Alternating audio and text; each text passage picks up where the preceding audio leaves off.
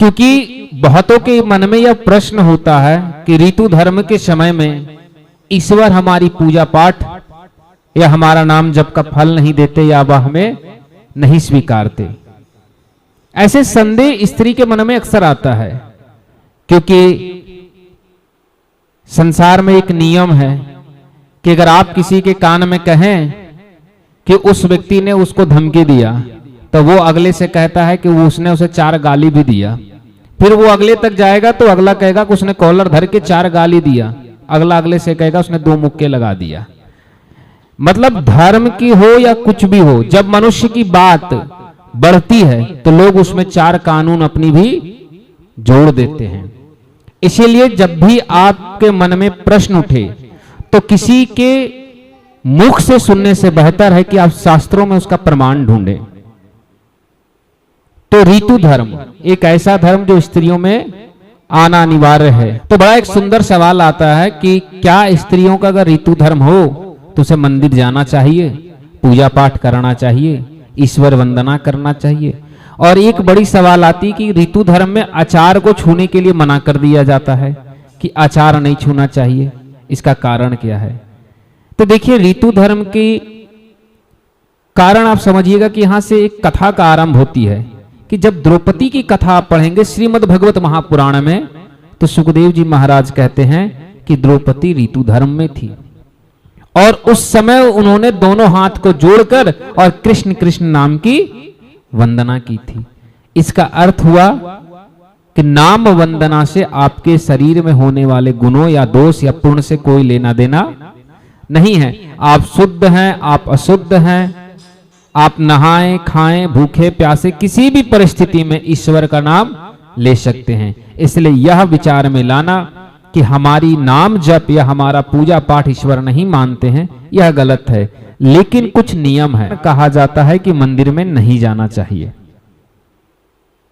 मंदिर में नहीं जाना चाहिए। शास्त्र के 4 ऐसे नियम है जो शास्त्र कहता है कि आप उस समय माला ना फेरें, माला नहीं फेरना चाहिए, मंदिर में ना जाएं, मंदिर के अंदर प्रवेश ना करें।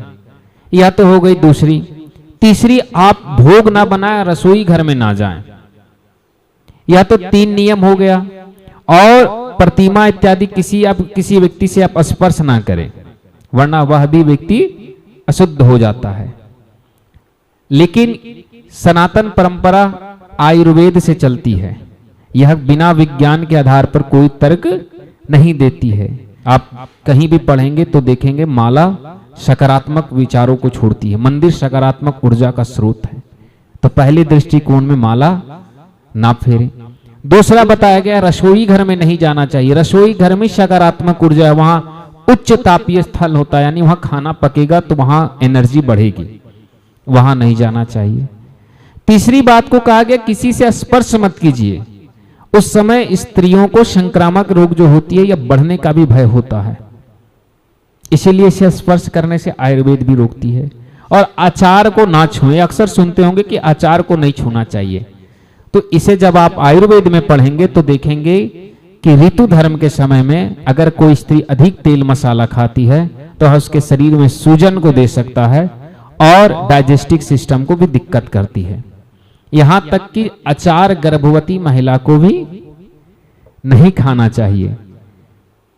आप पढ़ेंगे तो बहुत जगहों पे डॉक्टर भी बोलता है कि आप अचार इत्यादि कम खाएं या ना खाएं, और अगर खाना हो तो डॉक्टर से सलाह ले ले। तो सोचिए कि ऋतु धर्म कोई साधारण सी चीज नहीं है, यह एक संक्रमण की ओर है जो बढ़ सकती है, संक्रमण कर सकती है।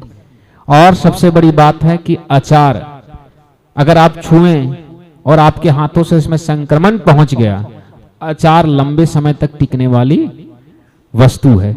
आज बनाइए वह 6 महीने साल भर चलते रहती है। इसका मतलब है कि एक अचार से संक्रमण फैलते फैलते पूरे 10 लोगों को आपने फैला दिया।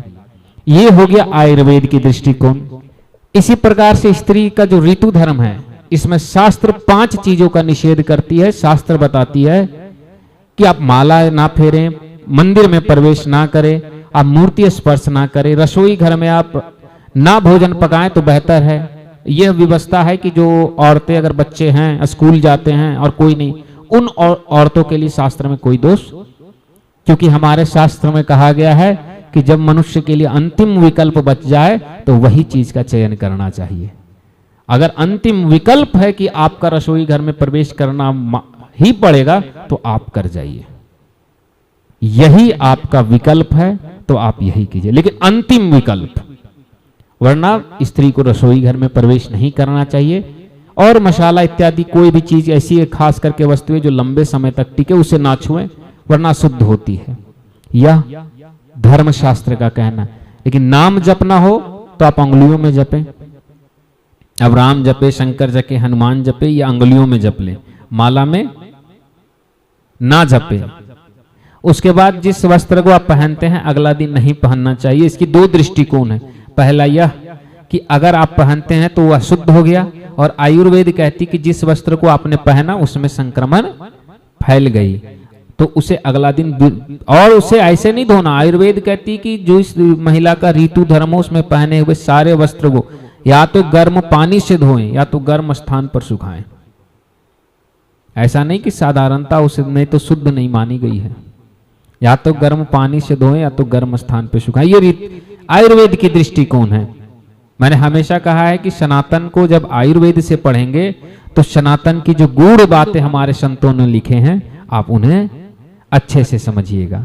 तो अगली बार से किसी भी स्त्री का ऋतु धर्म हो, मासिक धर्म हो, तो अगर आपके पास विकल्प ना हो तो आप रसोई घर जा सकते हैं, क्योंकि यह आपकी अंतिम विकल्प है। और कहा गया है कि अंतिम विकल्प युद्ध का विकल्प होता है और युद्ध हिंसा का ही कारण होता है। तो यहां तो अंतिम विकल्प जब बता है तो आप चले जाइए, परंतु माला इत्यादि आपका अंतिम विकल्प नहीं है, इसलिए उसको मत फेरिए। परंतु यह 5 नियम हमेशा याद रखिएगा जो हमने बताया। ना माला फेरना है, ना मंदिर के अंदर प्रवेश करना है, ना रसोई घर में प्रवेश करना है, ना आपको तेल मसाले इत्यादि का सामान को आपको छूना है जैसे अचार इत्यादि, और ना ही किसी प्रतिमा को स्पर्श करना है। बाकी आप जो भी करना चाहे आप कर सकते हैं। कथा पंडाल में अगर सुनना हो आप बैठ कर सू सकते हैं, लेकिन कथा में उस स्थान पर मत जाइए जहां पे भगवत महापुराण इत्यादि हो। और वहां पे भी कहा गया है कि लोगों के मध्य नहीं बैठना चाहिए, तो आप किनारे बैठें। या इसलिए नहीं कि आप अशुद्ध हैं, इसलिए कि आपका संक्रमण फैल सकता